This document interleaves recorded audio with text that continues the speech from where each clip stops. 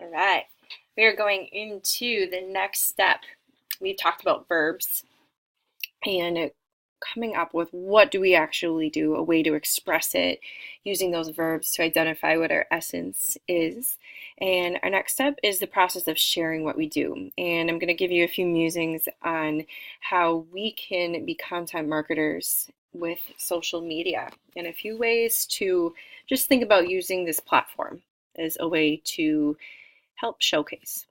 So, this is the idea of investing in social media. So, I'm sure you already are pretty invested in social media accounts, probably most evidenced by the amount of time that you spend on them. And I spend a ton of time on social media too for personal use. There's tons of cool stuff on there. I like to follow people. I have my favorite athletes. I follow celebrities, all that stuff.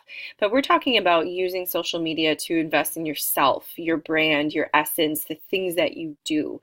And when I say invest, I don't necessarily mean you're dropping some cash or dropping money into it. It's more of your framing your way of thinking of using it in a way to showcase the things that you do. And so with social media, we've seen this platform evolve. And over the years, I remember the first time I got my Facebook account in 2005. It was pretty new, still only at universities. We've really seen that as a platform, and including all of the other platforms that have come since then. And that really can span anything from blogs to YouTube to Twitter to Snapchat, Instagram, of course. Those are the big ones that we see, but a few other options too that are still out there. Uh, there's some podcast types of apps and platforms too that are used. And really, this idea of investment, again, it's this perspective. And then in one of our last lessons, I talked about shifting how you see yourself, shifting from just a student or just an athlete or just a participant to someone who is a professional.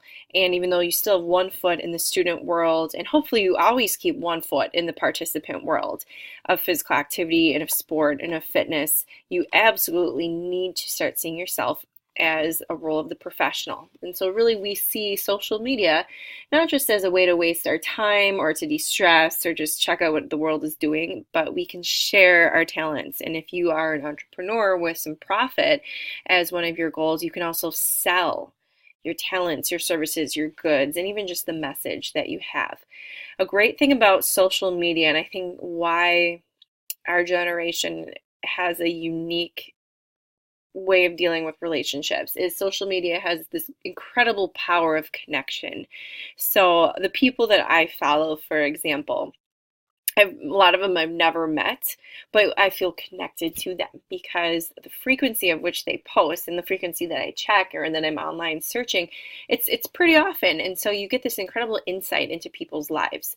And also it's simple. It's photos, it's videos, it's quick, it's pretty instantaneous. If I want to showcase what I'm just doing, I flip to my Instagram story. The people that follow me, as soon as they're on and they pick up that story, they can see it. The other cool thing with this power of connection is there's something new all the time, as all of these platforms are really in their infancy of existence. Even Facebook, I know it's been around for definitely over a decade, well over a decade now, but it evolves and it presents some interesting challenges for people who use it, not just recreationally and personally, but also for business, to adapt and update to some of the new additions. So Instagram, for example, Instagram Story didn't exist maybe, I don't know, before this summer. And so that's a really new feature that I've heard several podcasters and people that are really big in the social media world, they're saying the stories have somewhat taken over the appeal that the actual standard post has had, to the point where we're even seeing people, and it's a great strategy, of leading people to go check out the post from the story because they know that their followers are looking at the Instagram story first.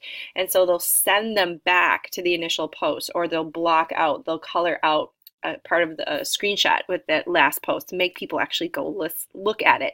So as the platform evolves, so does the way that people are using it to interact with each other, which is really cool and is really interesting. It has huge mass appeal. Obviously, not every single person. My grandma, for example, she's not on Facebook. I know lots of people not on Snapchat, or they're not really big Instagrammers, or they think Twitter's old, so they're not going to use it, which that's not true either. But it does have a huge mass appeal, and the capabilities it has to appeal to an incredibly huge part of our society is very real, very present. And this connection, it presents, I want to say, a human side of things, whatever side of human we want to portray, but you're really just sharing what you're doing. And so whether you're on your social media account as your personal self and as an individual, or as a business, if you're a gym and you're trying to showcase and connect with other people who are in the community or followers of your gym by saying, hey, here's what's going on at our class tonight, come check us out. And then it's this really interesting concept that we package content, what we're doing, information, education, all this stuff into these little things, into squares, or into stories, or into snaps, or these 140-word phrases. And so the strategies that people use and how we use these really simplistic methods of just a square or a 10-second story or a 1-second video, we put a lot of stuff into there. There's a lot of visual media, so the videos, the photos, the actual text, so the copy text. Asking questions, a newer feature on Instagram is the poll, or you can vote on it. Getting information of actual like contents of, what's in my Birchbox that I just got. And so they'll actually unpack stuff. And so you can see what a product is about and the contents of an order.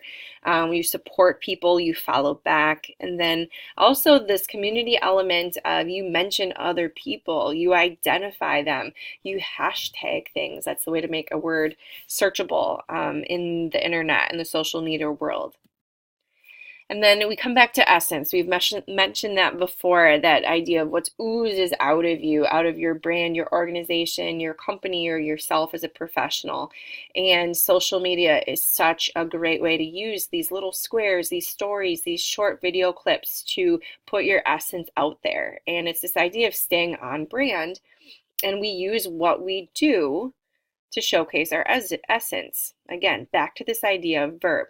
And so in a really short nutshell, this idea of content marketing, it's one marketing approach, it's not all of them.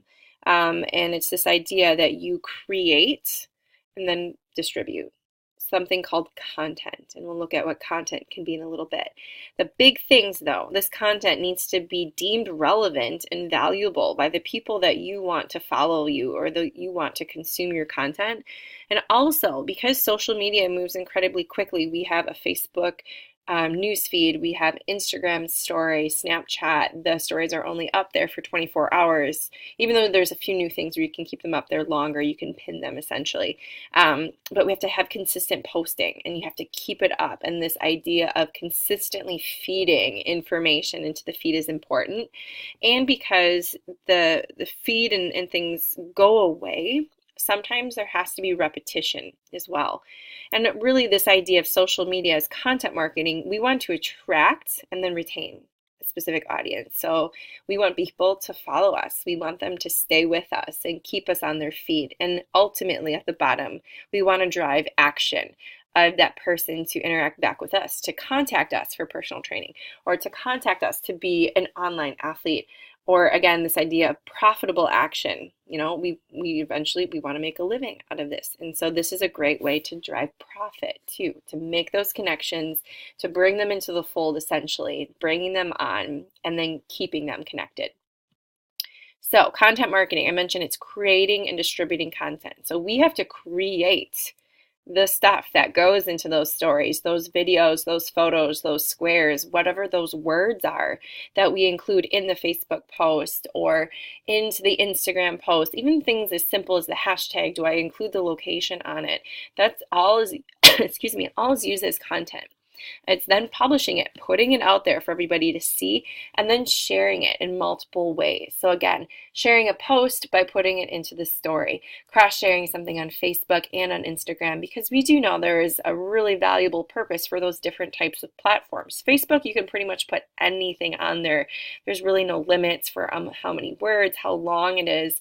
It can be shared much easier through links than maybe what Instagram can do. And then ideas from what you can share, what you do share. It's what you do. We're back to this verb again. And so, especially as someone new getting one foot into this professional world, it's putting what we do out there so this online audience can see it. Again, maybe join in, become part of our group, or just follow our brand. Or if we're maybe more of a nonprofit, or if we have a mission and we want other people to adopt this mission or these values, that we get other people to then now advocate or support the cause. So like hashtags do a great way, or really great at having a certain cause spread wide. People use that hashtag, they reshare it, they include it, it becomes searchable, you connect to other people that are also using it.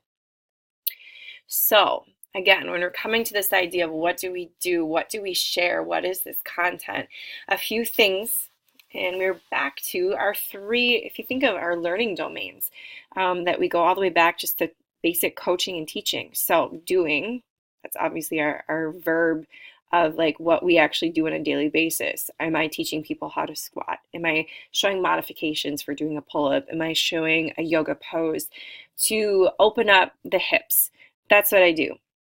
You can also share what we think or what we feel. And so that's a little bit more of our affective domain, getting into our soul, our heart, our spirit, our thoughts, our perspective, and then also sharing knowledge. And again, this is where in the internet gets into some trouble, and users and consumers can get led astray, is there's a lot of knowledge out there that maybe isn't always accurate. And so that's why we really want to make sure what we are sharing as best as we can, as best as we know, is accurate information, so we don't get called out on it and we look credible.